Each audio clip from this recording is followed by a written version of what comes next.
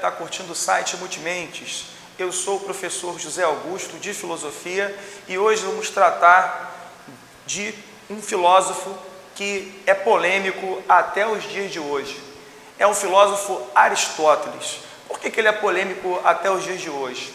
Algumas questões que ele apresentou no ambiente filosófico ainda hoje são verdades, são conceitos aplicados à nossa dimensão de pensamento e da nossa cultura. Bom, falando um pouco rápido da história de Aristóteles, primeiramente ele é um filósofo que foi discípulo de Platão, né? Platão, que já era um grande pensador na cidade de Atenas, Platão, um filósofo que criou uma instituição de ensino superior chamado Academia, ele vai ter como grande aluno brilhante, Aristóteles. Aristóteles, ele vem de uma realidade distinta da realidade ateniense. Aristóteles, ele é da Macedônia. E a Macedônia é uma cidade, é uma região que tem a maior diversidade cultural em relação à Grécia, em relação a Atenas, que é muito fechada. Então, já esse legado que Aristóteles traz, já o leva a pensar coisas que os gregos não estão pensando. Mas, além disso, há a capacidade, o brilhantismo de Aristóteles em relação a pensar as teorias do seu mestre Platão. E começa-se ali uma grande polêmica. Aristóteles não concorda com alguns dos princípios que Platão postula como filosófico. Por exemplo, o princípio da teoria das ideias de Platão, no qual ele divide o mundo em duas partes. Aristóteles vai olhar aquilo com uma certa desconfiança, não vai aceitar esse princípio filosófico e vai propor o quê? Que não existe duas dimensões na realidade, sensível e inteligível, que pensava Platão. O que existe é uma realidade única que se manifesta assim, no nível intelectual e no nível sensível, mas tudo na mesma coisa, na mesma substância. Substância é a dimensão interior, substância do ser. E nessa dimensão nós temos a ideia, e a sensibilidade. Então, como Platão pensava o mundo desmembrado em duas dimensões, Aristóteles vai pensar que a ideia da coisa está na coisa, a ideia de cadeira está lá na cadeira.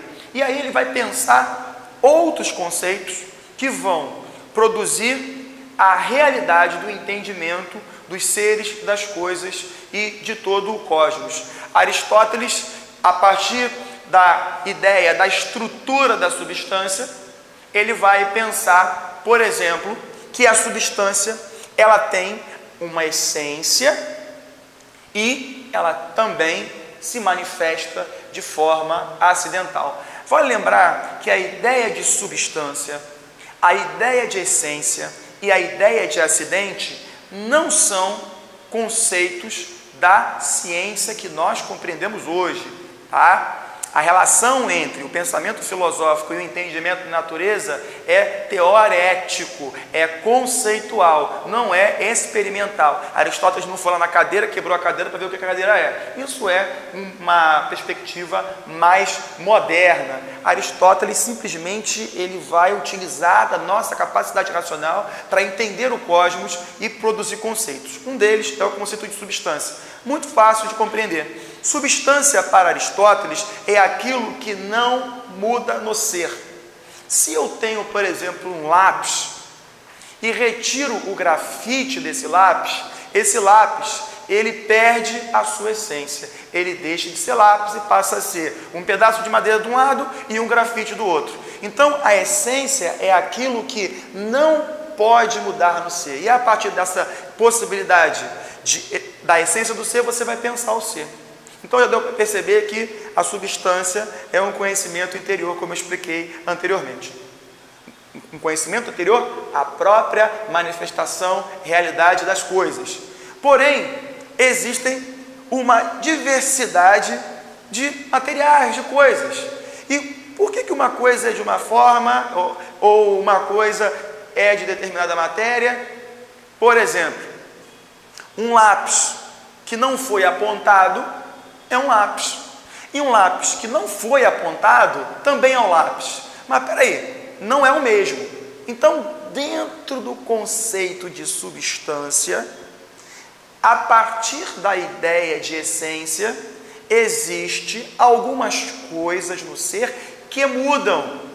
Essas coisas que mudam no ser, Aristóteles vai afirmar que é acidente. Ou seja, se o lápis, por exemplo, ele é pintado de amarelo, se o lápis, por exemplo, ele é feito de madeira reciclada, se ele é feito de uma outra substância que vai dar a rigidez para ele, isso é acidental.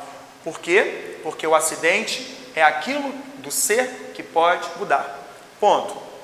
Uma vez que eu sei o que é substância, que eu procuro entender essa instância interior, uma vez que eu sei que existe alguma coisa que não muda no ser, uma vez que eu sei que existe coisas que mudam no ser, ele vai criar uma teoria das 4 causas. Ou seja, que teoria é essa? É a teoria que me diz que tudo que existe na realidade tem uma causa, ou melhor, tem uma causalidade. E essa causalidade aparece a partir de 4 dimensões.